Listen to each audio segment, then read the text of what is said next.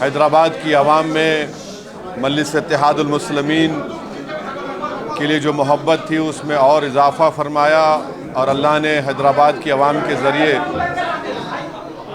मजलिस इत्तेहादुल मुस्लिमीन को हैदराबाद की पार्लियामेंट की सीट से एक तारीख़ी कामयाबी से हमको हमकिनार किया। मैं हैदराबाद की पार्लिमानी हल्के की आवाम का शुक्रगुज़ार हूँ कि उन्होंने यहाँ से अपने इत्तेहाद और अपनी मोहब्बत की बुनियाद पर 5वीं मरतबा यहाँ से मजलिस के उम्मीदवार को कामयाब किया। मैं तमाम आवाम का शुक्रगुज़ार हूँ, ख़ास तौर से ख़वातीन का, महिलाओं का, कि उन्होंने अपने वोट से और अपनी मोहब्बतों से यहाँ से एक तारीख़ी कामयाबी MIM पार्टी को दिलवाई। मैं शुक्रिया अदा करना चाहूँगा तमाम उन गयूर नौजवानों का और ख़ास तौर से फ़र्स्ट टाइम वोटर्स का, और साथ ही साथ हमारे बुज़ुर्गों का कि उनकी सरपरस्ती शामिल हाल रही, और जो यहाँ के मोअज़्ज़िज़ लोग हैं, उलमाए कराम हैं, मैं उनका भी शुक्रिया अदा करता हूँ, और हर तबक़े के से ताल्लुक़ रखने वाले अफराद का मैं शुक्रिया अदा करता हूँ। और मैं हमारी पार्टी के तमाम मेंबर्स का, बूथ प्रेसिडेंट्स का, हमारे पूरे MLAs का, म्युनिसिपल कॉरपोरेटर्स का, और जिन्होंने उस कड़ी धूप में इस कैंपेन को चलाया, मैं एक एक का शुक्रिया अदा करना चाहूँगा। और हम तमाम की इज्तिमाई मेहनत और की वजह से एक तारीख़ी कामयाबी हमको हैदराबाद के पार्लिमानी हल्के से मिली है। तो मैं इंशाअल्लाह कोशिश करूँगा, जस्तजू करूँगा कि जो भरोसा मुझ पर आपने क़ायम किया है, पहले से ज़्यादा हम लोग मेहनत करेंगे हैदराबाद की पार्लियामेंट के यहाँ पर डेवलपमेंट करवाने के लिए। और मैं साथ ही साथ शुक्रिया अदा करना चाहूँगा औरंगाबाद की आवाम का, और उन्होंने इम्तियाज़ जलील साहब के हक़ में अपने वोट का इस्तेमाल किया। अभी वहाँ पर काउंटिंग चल रही है, मगर जो भी अल्लाह का फ़ैसला होगा वो आवाम का फ़ैसला है, हम उसको कबूल करते हैं। और मुझे उम्मीद है कि इंशाअल्लाह ताला ना इम्तियाज़ जलील साहब, ना वहाँ के मजलिस के तमाम हमारे एक्स कॉरपोरेटर्स, वहाँ के ज़िम्मेदारान, उनके हौसले बुलंद रहेंगे। यकीनन हमारी ऐन ख्वाहिश के मुताबिक वहाँ पर नतीजा नहीं आ रहा है, तो मुझे यकीन है कि अक्टूबर में जब असम्बली के इलेक्शन होंगे, हम इंशाअल्लाह ताला ये कोशिश करेंगे कि औरंगाबाद में जो हमको कामयाबी नहीं मिली, हम इंशाअल्लाह ताला असम्बली के इलेक्शन में आज जो हमको कामयाबी नहीं मिली उसको हम असम्बली के इलेक्शन में कामयाबी हासिल करेंगे, और महाराष्ट्र के असम्बली इलेक्शन में हम लोग पहले से ज़्यादा ताकत से लड़ेंगे। साथ ही साथ मैं किशनगंज की आवाम का भी शुक्रिया अदा करूँगा कि जिन्होंने MIM पार्टी के हक़ में अपना वोट दिया, और जो हमारी कमज़ोरियाँ हैं हम कोशिश करेंगे उसको दूर करने के लिए।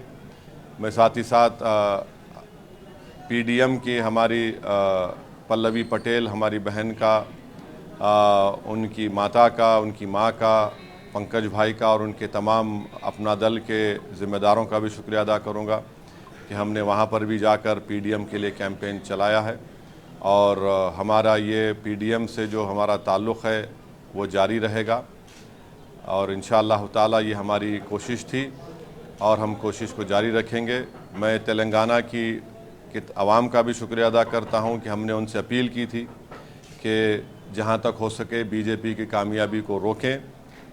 उन तमाम हज़रात का मैं तहे दिल से शुक्रगुज़ार हूँ कि जिन्होंने खामोशी से इस मुहिम को चलाया, जिन्होंने आगे बढ़कर ये कोशिश की कि BJP के बढ़ते हुए ख़दमों को तेलंगाना में या उनकी कामयाबी को रोका जा सके।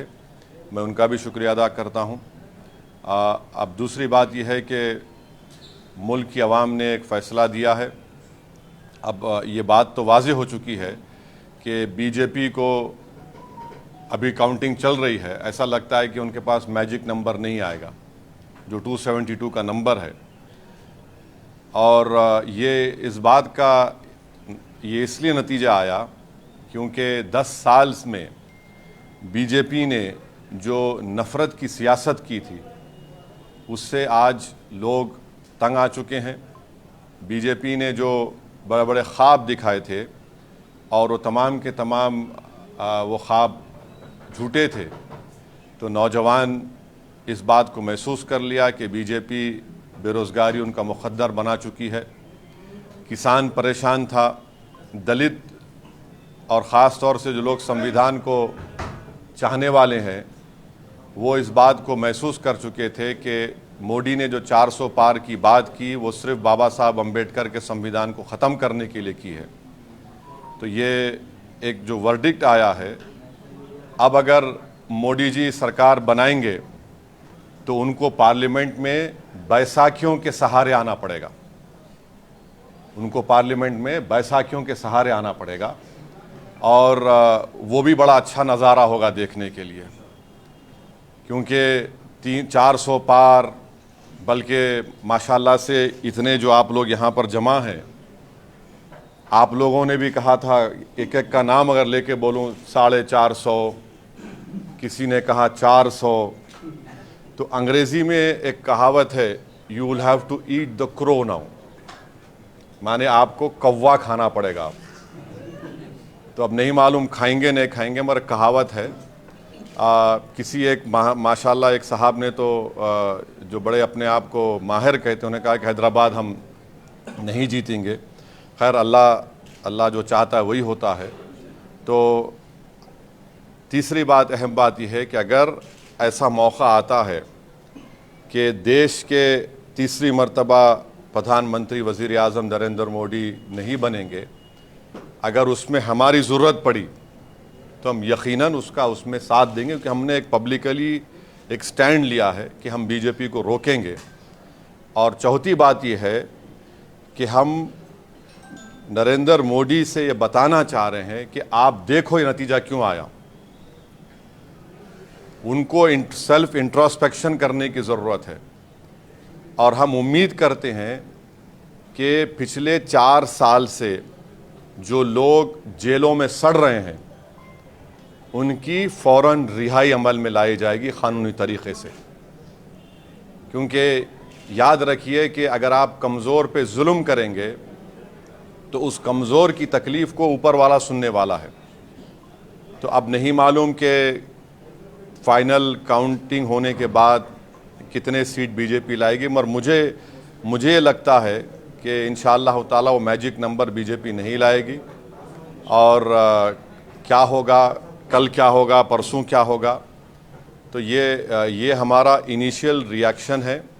मैं आपके ज़रिए से रेवंत रेड्डी को मुबारकबाद देता हूँ कि उनकी पार्टी 8 लोकसभा सीट पर कामयाबी हासिल की और महबूब नगर में भी हमने भी कोशिश की, कुछ 3000 वोट चिल्ला वोट से उनको कामयाबी नहीं मिली। सिकंदराबाद में मेजॉरिटी कम हुई है और अफसोस की बात यह है कि बहुत से मुकामात पर पार्लियामेंट कॉन्स्टिट्यूंसी में खोल दो प्रमोद है तो बहुत से मुकामात पर हम ये देखे हैं कि टीआरएस के लोग ओपनली बीजेपी को सपोर्ट कर रहे थे। ये भी आवाम के सामने आ गया। ये क्यों किए मेरे को नहीं मालूम। ये एज अ पॉलिटिकल स्ट्रेटजी उनकी बहुत गलत स्ट्रेटजी थी। अब इसका क्या खमियाजा उनको अदा करना पड़ेगा वो जानते हैं, मगर ये बात फैक्ट है। तो ये 4-5 चीज़ें मुझे आप तक कहना था।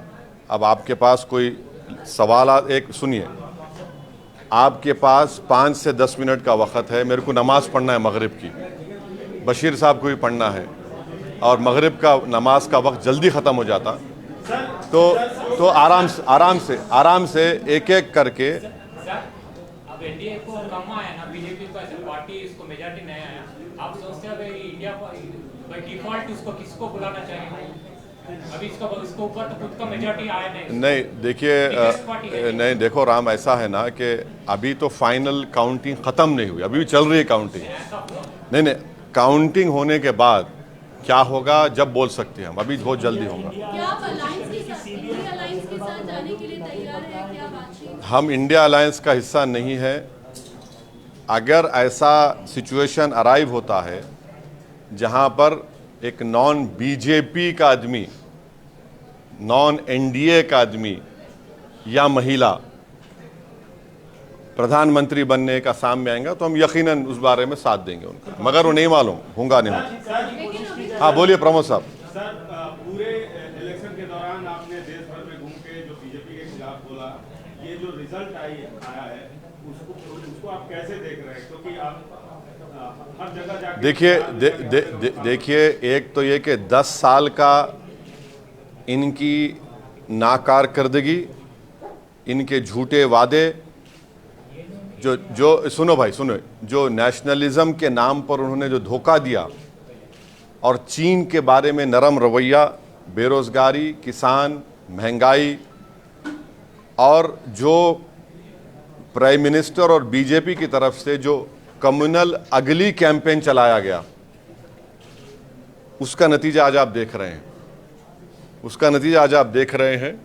जैसा हैदराबाद में वाहियात किस्म का कैंपेन बीजेपी ने चलाया, बिल्कुल वाहियात किस्म का, उससे बढ़कर ज़्यादा वाहियात नरेंद्र मोदी ने कैंपेन करवाया। बस ऐसा दिख रहा था कि इस देश में मोदी की नज़र में सिर्फ मुसलमान ही वोट देने वाले हैं, कोई दूसरा देने वाला नहीं है। हर भाषण में उन्होंने एक एक चुन चुन के इस तरह की वाहियात बातें की, और तारीख उनके भाषण को हमेशा याद रखेगा। राहुल गांधी ने अपने प्रेस कॉन्फ्रेंस में फिर से संविधान दिखाया, क्या उससे आप इत्तेफाक रखते हैं कि संविधान बदलने की साजिश हो रही थी? जिस तरह से कैंपेन में चला, कांग्रेस के कैंपेन में जो चला, आप उससे इत्तेफाक रखते हैं? मैं बार बार आपको ये बात कहता रहा कि 400 सीट का मतलब एक ही है कि या तो संविधान को बदलने की तैयारी थी जिससे आरक्षण ख़त्म हो जाएगा, और सुनिए, या फिर बेसिक स्ट्रक्चर को ख़त्म कर देना। और आर्टिकल 29-30 के तो बीजेपी बरसों से खिलाफ है, जो कल्चर का प्रोटेक्शन और माइनॉरिटी के एजुकेशन इंस्टीट्यूट को प्रोटेक्ट करने का राइट देता है। तो ये है, संविधान अगर रहेगा तो इससे सबको फ़ायदा है ना। एक डॉक्यूमेंट है, उसमें फंडामेंटल राइट्स है, और हमेशा शुरू से आरएसएस देख लीजिए आप, पिछले 90 साल से आरएसएस हमेशा कॉन्स्टिट्यूशन को अटैक करती है। सर, आपके पड़ोसी राज्य में आपके दोस्त, कई बार उनको दोस्त कह चुके हैं, जगन मोहन रेड्डी को आपके दोस्त बुरी तरह हार गए, उस पर कुछ कहना है? आवाम का फैसला है, आवाम का फैसला है, उसको उसकी इज्जत करनी चाहिए, रेस्पेक्ट करनी चाहिए। मुझे उम्मीद है कि वो रेस्पेक्ट करेंगे। हाँ हाँ, बताया जा रहा है कि कांग्रेस पार्टी इंडिया अलायंस कोशिश कर रही है, चंद्रबाबू नायडू। मेरे को नहीं मालूम। देखिए मैं उसका अलायंस का हिस्सा नहीं हूँ, मैं उसका जवाब नहीं दे सकता। लेकिन आप पॉलिटिशियन हैं सर, आप इतने सालों तक पार्लियामेंट हाँ, में रहे हैं, ठीक। आप पॉलिटिशियन हैं। एक पॉलिटिशियन की सोच क्या कहती है इनको आना चाहिए सर, कि इंडिया जो सियासी सूरत हाल बना है उसमें क्या होना चाहिए, क्या हो सकता है? पॉलिटिकल पंडित के तौर पे पूछ रहा है। नहीं, मैं पॉलिटिकल पंडित नहीं हूँ, पंडित आप हैं महाराज। और सर, और India alliance, sir, India alliance के साथ आना चाहिए। हाँ साथी की बात आप कर रहे हैं हाँ संसद में। हाँ। अब आपको कैसे लग रहा है कि यूनिफॉर्म सिविल कोड हो या फिर सीएए की बात हो, ये बड़े मुद्दे हैं जो एक बात याद रखिए, पीओके तक एक बात याद रखिए, आप लिख के रख लीजिए। अब देश में प्रोटेस्ट होगा, इसको आप नहीं रोक सकेंगे। आप देखेंगे किसान का एक मामला है, महाराष्ट्र में मराठा रिजर्वेशन है, ये सब चीजें हैं। आप किसी को, अगर आप बिल्ली को भी अगर आप एक कमरे में बंद करके ढक लेंगे ना दीवार की तरफ, तो बिल्ली कमरे में भागेगी, मगर एक वक्त आएगा बिल्ली अपना प्रोटेक्शन खड़े हो जाएगी।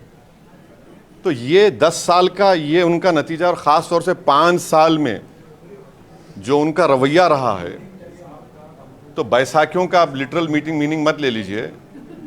मैं सबको शहद बीजेपी के खिलाफ कांग्रेस, हाँ, बीजेपी के खिलाफ क्या टीडीपी को, नीतीश कुमार को आना चाहिए? मैं कैसा बोलूँगा? मैं उस पार्टी का, अरे मैं उस पार्टी का नहीं हूँ भाई, मैं उस पार्टी का नहीं हूँ, मैं नहीं बोल सकता। सवाल कांग्रेस पार्टी का हमेशा विरोध करते रहे हैं, लेकिन कांग्रेस पार्टी में सोनिया गांधी की आप हमेशा इज्जत करते रहे हैं। क्या सोनिया गांधी आपको व्यक्तिगत तौर पे इनवाइट करती है इंडिया अलायंस में, तो आप जाएंगे? मैं केसीआर की भी इज्जत करता हूं, करते रहूंगा। उसमें उससे इज्जत करने में बुरी बात क्या है? नहीं सुनिए, अरे देखिए ना कि ये मैं इंडिया अलायंस का हिस्सा नहीं हूं। हम नहीं, अगर निमंत्रण दिया जाता है, सोनिया गांधी आपको बाइज्जत इनवाइट करती हैं, तो आप आएंगे? अरे आप ये समझ रहे मेरी इज्जत नहीं है अभी? हाँ फिर बाहर क्या बात है? 3,47,000 से हैदराबाद की आवाम ने हमको कामयाब किया, ये सबसे बड़ी इज्जत दौलत है मेरे लिए। अब मैं देखिए, ये मेरे लिए बहुत काफ़ी है। जैसा हमेशा मैंने कहा कि हमारी गरीबी में शाही है, उस खुश हैं हम उसमें। सर कॉन्स्टिट्यूशन को लेकर आप इंडिया अलायंस के जो टॉप नेता है, टॉप लीडर्स है, उससे आपका बयान इत्तेफाक रखता है, तो आप क्या नहीं एक बहुत कम सीट्स इंडिया अलायंस और बीजेपी और इंडिया अलायंस के बीच में अभी लग रहा है, तो आप क्या उनको एटलीस्ट फॉर्मल तौर पे आप क्या आपका सपोर्ट जारी करेंगे, या फिर उसके साथ साथ सर जो आप बीजेपी के खिलाफ सीएए, एनआरसी, एनपीआर के खिलाफ जो आप वोट मांगे हैं, तो आपको बहुत बड़ी तरीके से जीत मिली है हैदराबाद पे, तो इसको भी आप नेशनली उठाएंगे क्या? बिल्कुल उठाएंगे, हम ही तो उठा रहे हैं इन चीज़ों को, बराबर उठाएंगे। कहने का मतलब जो आपको मैंडेट यहाँ पे मिला, हाँ इज्जत रखने के लिए, हाँ, उन ताकतों को रोकने के लिए क्या इंडिया अलायंस के साथ मैं देखिए, मैंने शुरुआत में ही आपके पूछे बगैर इस बात को कह दिया कि हमने, हमारी पार्टी ने पब्लिकली इस बात को डिक्लेयर किया कि अगर नॉन बीजेपी, नॉन एनडीए का कोई शख्स प्राइम मिनिस्टर बनने की कोशिश कर रहा है या बन सकता है, तो यकीनन हम उसकी तायद करेंगे। मगर अभी काउंटिंग चल रही है, और काउंटिंग मुकम्मल होने के बाद आपको पता चलेगा। ख़ास तौर से बीजेपी वो 272 का मैजिक नंबर क्रॉस करती है, टच करती, नहीं मालूम, मगर मुझे लगता है कि वो नहीं कर पाएगी। सर आप बीजेपी को रोकने की बात कर रहे हैं, लेकिन लगातार चाहे असेंबली चुनाव हो, म्युनिसिपल हो, या फिर अभी के लोकसभा, एक बात, एक बात तो साबित हो गई ना कि इस देश में मुस्लिम वोट बैंक नाम की कोई चीज कभी थी ना कभी रहेगी। ये एक मिथ क्रिएट किया गया था, ये एक मिथ है। ये कभी इस मुल्क में कभी मुस्लिम वोट बैंक नहीं था। ये खामखा ये लोग पुकारते थे और हमारी कम्युनिटी खुश होती थी। कभी था ही नहीं, ना कभी रहेगा। सर आप मुस्लिम वोट बैंक की बात कर रहे हैं, सबसे ज्यादा मुस्लिम पाए जाते हैं उत्तर प्रदेश में। उत्तर प्रदेश का आप रिजल्ट कैसा देखते हैं? वहाँ पे 40 से ज्यादा एसपी प्लस को मिलना और 40 से कम बीजेपी को मिलना, ये आंकड़े आप कैसा देखते हैं? और आप भी तो उत्तर प्रदेश में उतना आप कैंपेनिंग किए, तो आपका फिर नहीं तो एक बात सुन लीजिए, पूरा डेटा आने दीजिए। कितने सोशल ग्रुप्स, ओबीसीज, मुसलमान और दलित में जाटव है, पासी है, वाल्मीकि, कितने लोग वोट दिए, उसके बाद जवाब दे सकते हैं। मगर रिजल्ट तो आया ना। सर तेलंगाना में 8 सीटें जीत गई बीजेपी। हाँ, आपके सूबे तेलंगाना में 8 सीटें बीजेपी जीत गई, क्या कहना है? अभी और कम हो जाएगा, कल से आप देखेंगे उनकी ताकत कम हो जाएगी। किसी ताकत बीजेपी की तेलंगाना में कम होती है। नहीं, उनकी भी कम होंगी, आप फिक्र मत करिए। आप देख लीजिए, जो बाजा बजाए थे 400 पार का, तब लोग अंदाज़ा कर लिए। बाज़ लोग उसमें आ गए बातों में, तो अब उनको अंदाज़ा हो गया।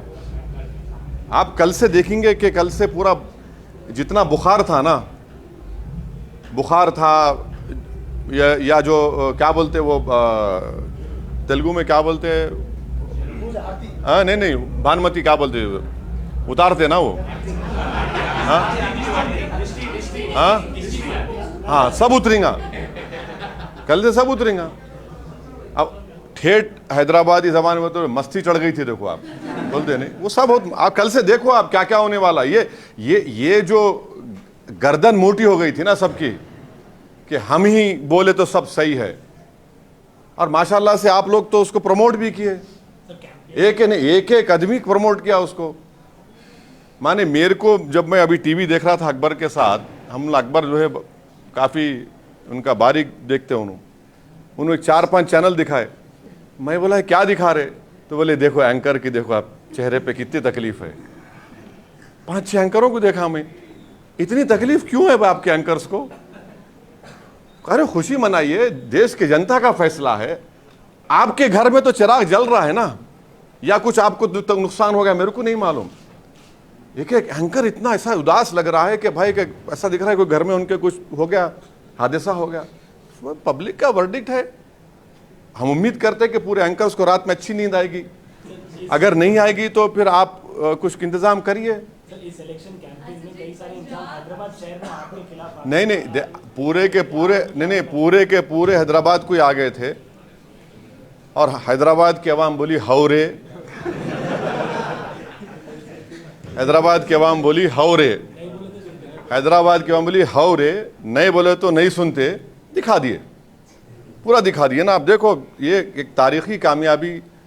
मैं शुक्रगुजार हूँ, मेरे पास अल्फाज नहीं है कि बस एक ही तकलीफ़ है कि मेरा बाजू इम्तियाज़ जलील मेरे साथ नहीं होगा औरंगाबाद में, और हम उम्मीद कर रहे थे कि सीमांचल की लड़ाई को हम पार्लियामेंट में लेके जाएंगे, मगर सीमांचल लड़ाई हमारी चलते रहेगी। हम देखेंगे क्या कमज़ोरी। हमारे माजिद साहब MLA साहब भी बड़ा कोशिश किए, टीम भी सब किए। बहरहाल मैं एक एक हमारे पार्टी के मेंबर्स का शुक्रगुजार हूँ कि इतनी गर्मी में कैंपेन किए। गैर मामूली गर्मी थी और इतनी शिद्दत की गर्मी में भी हैदराबाद के वोटर्स निकल कर वोट डाले, और मैं उनको भी शुक्रिया अदा करता हूँ, उनका सलाम करता हूँ। और ऐसे कई लोग हैं जिनको ना मैं जानता हूँ ना उनका पहचानता हूँ, मगर जो दुआएं भी किए, जो मेहनत किए, मेरे पास अल्फाज नहीं है कि कैसे उनका शुक्र अदा करूँ। बस मैं दुआ कर सकता हूँ कि अल्लाह उनको सलामत रखे और अल्लाह हमको एक और हमारे जज्बे में इखलास दे कि हम उनके भरोसे पर उतरें, और हमारी लड़ाई जारी रहेगी फ़िरका परस्त ताकतों के साथ इंशाअल्लाह ताला। बस एक सवाल मेरा, जैसे TMC की बात अगर हम करते हैं, बंगाल में हो या फिर पंजाब की बात करें, तो किस तरीके से आपको लग रहा है कि रुख किस ओर जा रहा है, और जितने कॉन्फिडेंस के साथ भाजपा मैं देखिए यूसुफ पठान जीत गए, उनको मुबारकबाद देता हूँ। नहीं, मेरे पार्टी का पूछिए ना, मेरे कैसा, मैं यूसुफ पठान जीते उनको मुबारकबाद दूंगा। वो एक काबिल कैंडिडेट है, उनके वालिद मरहूम के साथ मैं MP था, मुनव्वर हसन साहब के साथ, उनकी बेटी कामयाब हुई, उनको मुबारकबाद देता हूँ। चंद्रशेखर आज़ाद रावण कामयाब हुए नगीना से, मैं उनको मुबारकबाद देता हूँ। शायद इमरान मसूद भी सहारनपुर से कामयाबी मिली, उनको मुबारकबाद देता हूँ। हमारे रामपुर से मौलाना नदवी साहब कामयाब हुए, हम उनको मुबारकबाद देते हैं। तो यही है, अब इतना ही बोल सकते हैं। अब ये दूसरी पार्टियों का कैसा बोलेंगे? सर, कोalition की जो सरकार बनने वाली है उस पे आपका क्या राय है? प्रधानमंत्री जी अभी संबोधित करने वाले हैं, he is going to speak to the nation, and what would be your demands? Because I don't see. Let us first wait for the final vote to be counted. Then only you and me can form an opinion how is right. As we speak right now, the counting is being still done. We don't know the exact number, but the picture is, in my opinion, I don't think so. BJP will get 272. There are various rumors within BJP. We don't know what will happen.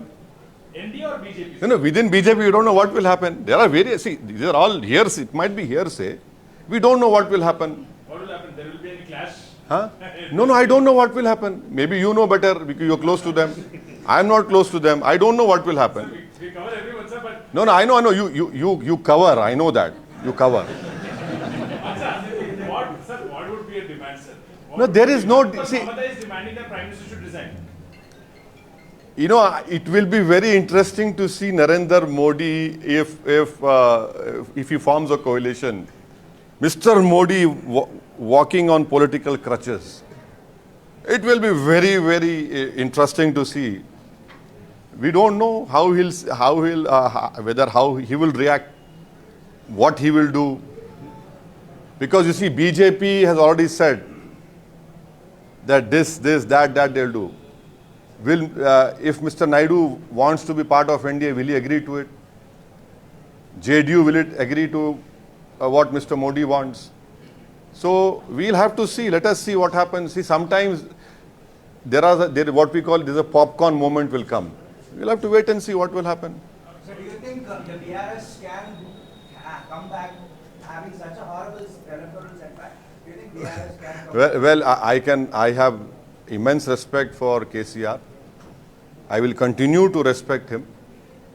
And we don't know how they will do, what they will do. But I was very surprised that in many places in Telangana, they should have not compromised. But unfortunately, the news which we are getting, which you also know, every one of you know, it's an open secret. So that should not have happened. You see, there are, in a political journey, you are in power, you lose elections, you win elections. But you continue your struggle. So I don't know what will happen, you know. They are the best judge and the masters of their own destiny. You and me cannot decide for them. We don't know what they will do. नहीं 8 seat तो जीते बशीर साहब, तो यकीनन 8 seat हमारे लिए एक लम्हे फ़िक्र है। और आपको याद होगा, मैं अपनी तकरीर में, जो खिलवत में तकरीर हुई थी, मैं ये सब सीटों का नामा बोला था।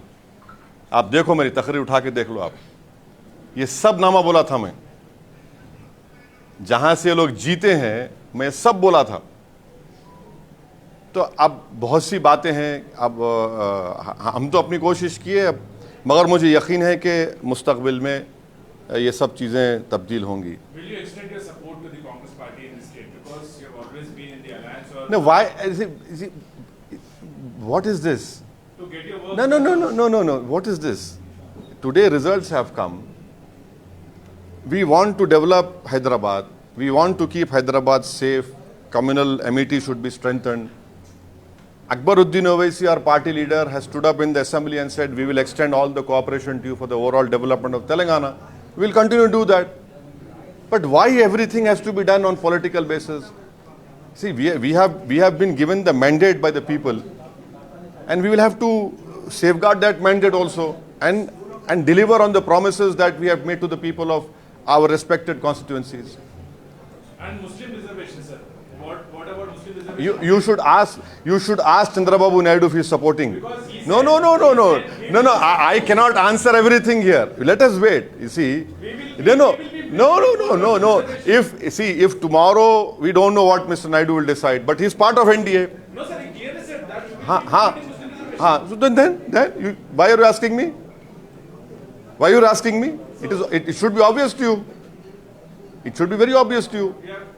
असल में राम मंदिर का मुद्दा और अयोध्या में जो हार है, इसको आप कैसे देख रहे हैं, और खासकर यूपी में जिस तरीके से? ऐसा है मैडम, आप एक कैसेट को हमेशा नहीं चला सकते। तो हम ठेठ हैदराबादी ज़बान में बोले तो हम लोग बोलते हैं, खादर खां के खट्टे डायलॉग हमेशा नहीं चलते। समझे ना आप? तो वो ये चीज़ें हो रही हैं, आवाम बेजार हो चुकी है, इनसे तंग आ चुके हैं। आप एक समुदाय को तो निशाने मलामत बना दिए, एक समुदाय को तो आप खतरा बता दिए देश के लिए। अने इतना ऐसा कैंपेन नरेंद्र मोदी चलाएंगे, कोई नहीं सोचा था।